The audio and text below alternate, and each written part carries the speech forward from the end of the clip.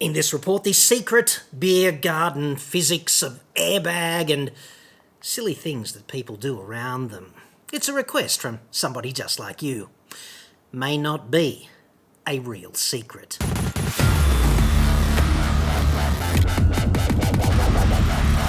I'm John Cadogan from AutoExpert.com.au and I get new cars cheap.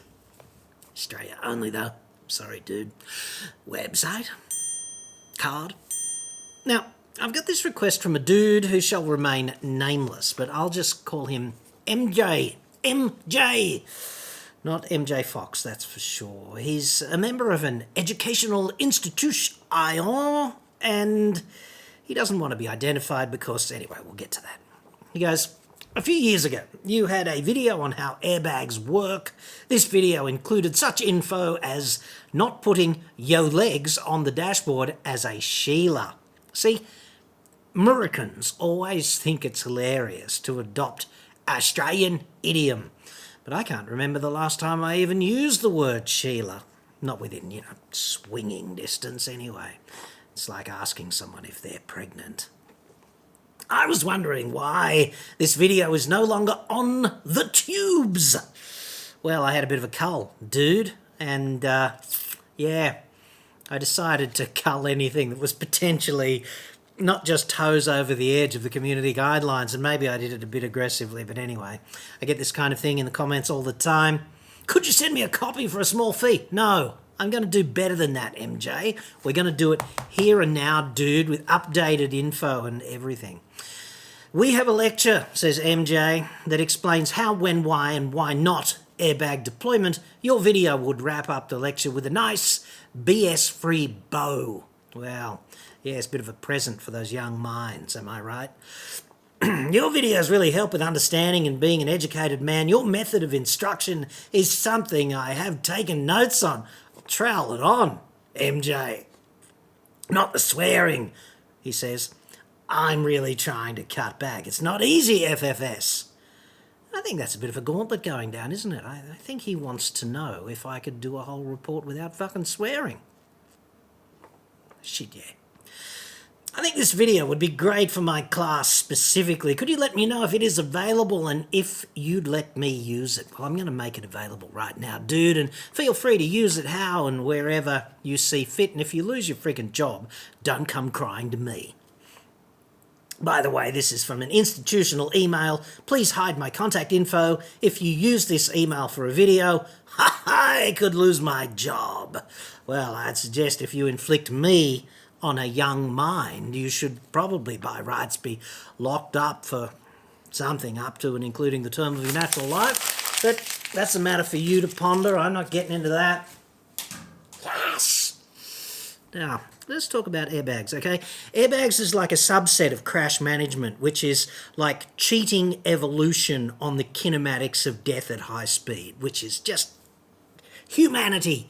2 thumbs up for being clever dicks on that one, because it's going to take, 100,000 years or something for us to be able to withstand those kinds of forces. See, a human being in prime physical condition, which is something I can only speculate about, obviously, is capable of running flat out at, about 30 kilometres an hour or something for short periods of time, which is about 24 miles an hour or something for short periods of time. But if you run across a room and achieve that sort of terminal velocity and then stop yourself with the brick wall at the end, head first, it's not going to end well for you, is it? And that's only 30 k's an hour, and real world crashes are faster than that. So a bunch of clever dicks with degrees in this and that have figured out a way of managing the kinematics of crashing so that you don't die when by rights you should.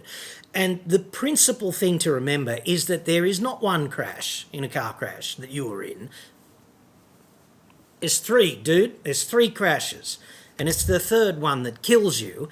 And it's clever dick hacks to the first 2, which save your life. Okay, so the first crash occurs when the car hits whatever it hits. Okay, so the environment or another car, things of that nature. A dirty big tree in the middle of the desert, whatever.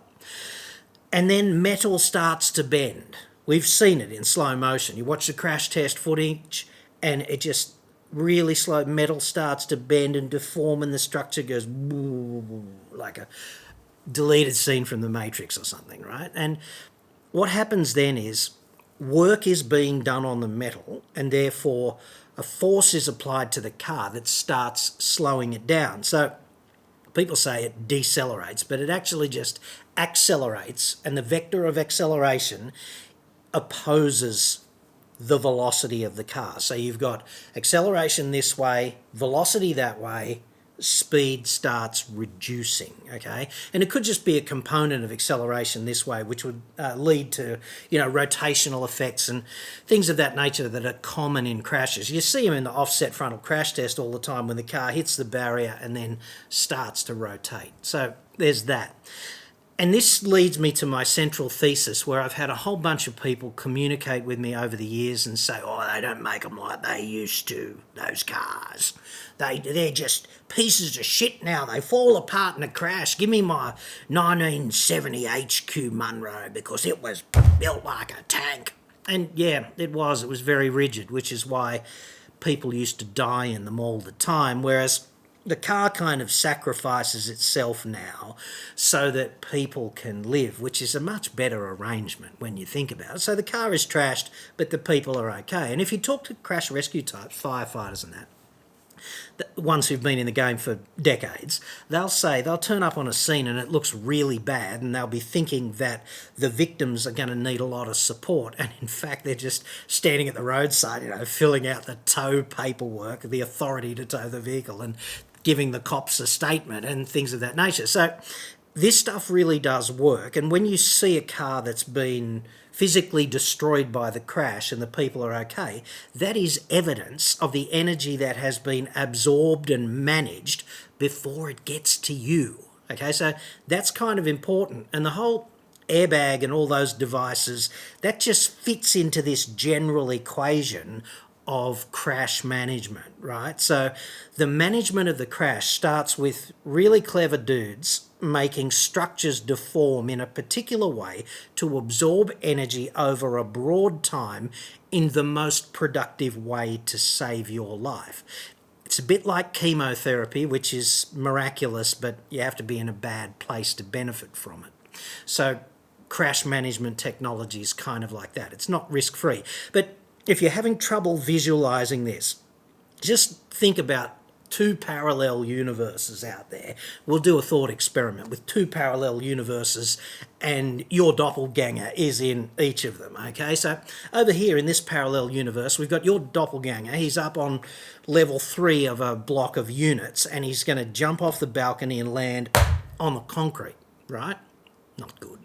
And then your other doppelganger over here in the other universe, he's going to jump off the same balcony, level 3, which is 7.5 metres-ish above the ground, and falls above 6 metres are generally fatal, so not good. Anywho, he's going to fall into a swimming pool full of silicon breast implants. Because I've always wanted to do that. I don't know why, but which one of those doppelgangers do you want to be, dude? Because falling into, apart from the novelty factor, falling into the pool full of silicon breast implants, SBIs as we call them in engineering school, that's going to increase the time duration of the collision. And although both parties have the same potential energy at the top and they acquire the same kinetic energy just before they crash, the outcome is the same. They're both stopped at the end of the process, but the one salient difference is the doppelganger falling on the SBIs, his collision is going to take longer, and therefore the loads on him are going to be less, okay? Because that's kind of how this works. That's the only countermeasure against crash severity, is extend the time duration of the crash to the extent that it's possible to do so, and this reduces the load, because the work done stopping something during a crash has two variables, load and time, and they're inversely proportional, right? If you increase the time, you reduce the load, and if you decrease the time, you increase the load, which is why the crash into the concrete is far more severe, because it's shorter, okay? That's just how this works. Now, that's crash number one, right? Car hits whatever, the environment, another car, whatever. Crash number 2 occurs between you and whatever crash management structures there are in the car, like seatbelt, airbag.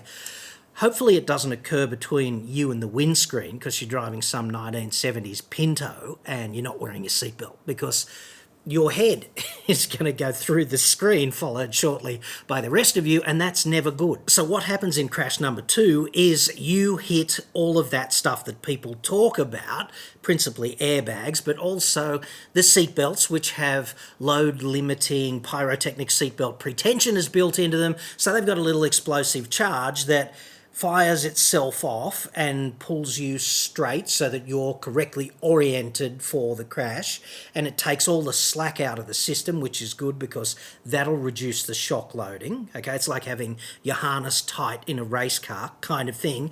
And then there's a load limiter built in, which is typically just like a loop of fabric that fails through the stitching when the load reaches a certain point, so that the seatbelt doesn't exert an unacceptably high level of force on particular parts of you, like your ribs and that, okay? So this stuff is really clever and everyone sees it, but its purpose is really to slow down and manage crash number 3, which is the one that kills you, which is between the internal parts of your body, all that glop that we don't like to think about that animates us and keeps us alive, all of that stuff, and the inside of your skeleton. For example, when your brain gets shoved forward hard by hard inertial loads, there's all kinds of hydrodynamic fluid forces acting in your brain, and it's only got the capacity to tolerate a small amount of that before blood vessels fail and before there's a sort of hydrodynamic shock as a result of the fluid sloshing towards the back and things of that nature. Okay, brain goes forward, fluid goes back, there's a collision, not good, right? Another thing that commonly happens that kills people in car crashes is a major blood vessel in your chest gets ruptured, like an aorta, which is a significant piece of plumbing carrying blood between your heart and your lungs, right? It's got a structural limit, and if the loads on you are such that the contents of your rib cage go forward and smash into your rib cage at a high enough speed, your aorta fails, there's nothing they can do at the roadside, probably even in a hospital operating theatre if they're not really ready for it, okay? So this is a huge problem, and it's the cleverness of the management of those 2 upstream crashes that reduce the loads in crash number 3, which is the only one that ever kills you. Crash number 1 doesn't really affect you at all. It causes crash number 2, which causes you to run into the car, but that never kills you. No one ever dies because of crash number 2.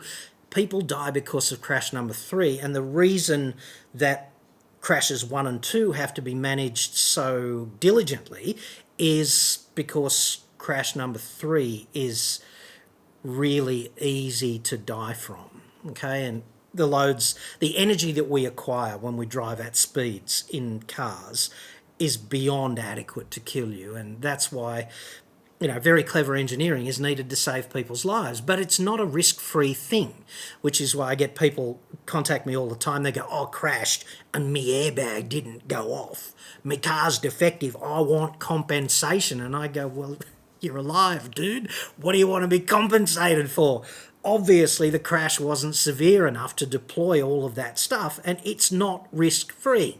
So let's have a think about some things that you can do that are really not recommended, okay? If you're a mum and you're in the passenger seat, maybe you're even driving, that'd be even worse, and your baby in a restraint in the back starts going off its tits for some reason, drop the bottle or something, or drop the pacifier, whatever, just a bit bored, wants to have a tantrum, mums are very wired to pay very close attention and react to that kind of thing just to make sure that the next generation is okay, because we've got to pass on the genes, and obviously we need more humans on the planet because, hey. So mum's likely to turn around like this, and if she's driving, she might go like that, and when that happens, it's kind of likely that there'll be a crash. And the really bad thing about that, apart from just crashing, is that she'll be out of position. And when you're out of position, if the pyrotechnic pretensioner fires off because you're in the process of crashing, it can hurt you. It can, come down really hard on your clavicle. And obviously, if you break your collarbone, it can puncture your lung, worst case scenario. So it's really important to respect these devices.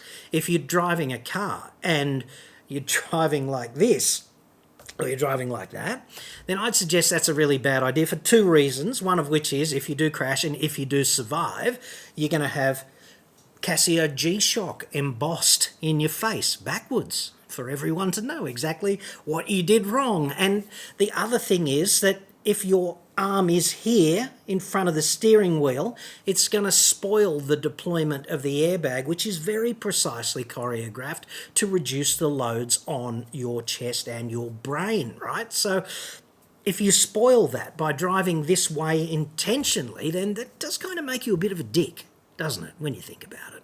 And now, if you're a chick, which I would say, not Sheila, come on, if you're a chick and no matter how enticing this must be to be in the passenger seat, not to be sexist, but to be in the passenger seat after a lovely day at the beach in the middle of summer, it must be lovely to wind down the window or crank up the air and put your feet up on the dashboard. And the only problem with that is if steroid boy next to you manages to crash because he's looking at your legs, then your feet are going to be on top of the airbag module and it's going to deploy at its customary 200 k's an hour or something, and that's going to blow your feet up into the windscreen, which that's going to be an orthopaedic surgery challenge, and you might get folded in half and submarined down into the footwell for the crash rescue types to discover a bit later, which I've had fun, and I doubt that is fun.